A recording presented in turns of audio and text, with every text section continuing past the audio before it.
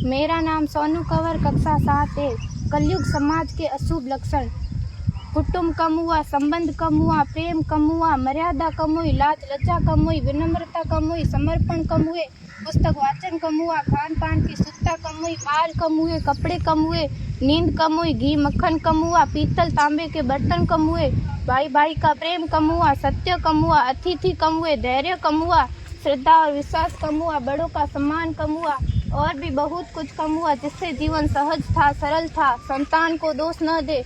बालक या बालिका को इंग्लिश मीडियम में पढ़ाया, अंग्रेजी बोलना सिखाया, बर्थडे और मैरिज एनिवर्सरी जैसे जीवन के शुभ प्रसंगों को अंग्रेजी कल्चर्स के अनुसार जीना ही श्रेष्ठ माना।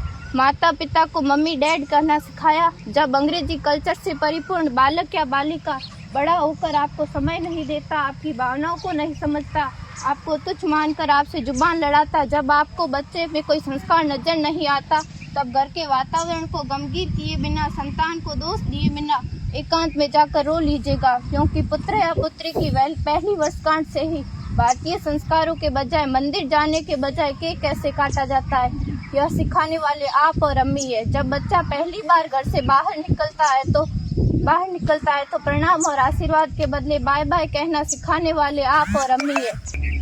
हम परीक्षा देने जाते समय इष्ट देव बड़ों के पैर छूने के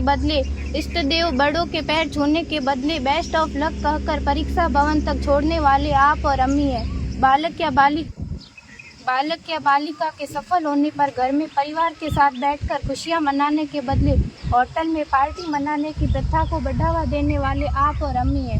बालक या बालिका के विवाह के पश्चात कुल देवता देव दर्शन भेजने से पहले हनीमून के लिए फॉरेन टूरिस्ट स्पॉट भेजने की तैयारी करने वाले आप और अम्मी है। ऐसी कई ढेर सारी अंग्रेजी कल्चर्स को हमने जाने अनजाने स्वीकार कर दिया है। अब तो बड़े बुजुर्गों के पैर छूने में भी शर्म आती है। गलती किसकी? मात्र आपके माता और पिता की।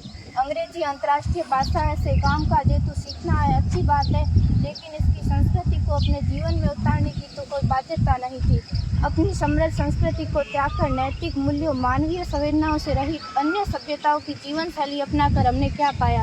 अवैध संबंध, टूटते रिश्ते, व्यसन युक्त धन, थके हारे मन, छल भरे रिश्ते, अनुशासनहीन संतानें, असुरक्षित समाज। एक बार विचार जरूर कीजिएगा कि संस्कारवान पीढ़ी क्यों आवश्यक है।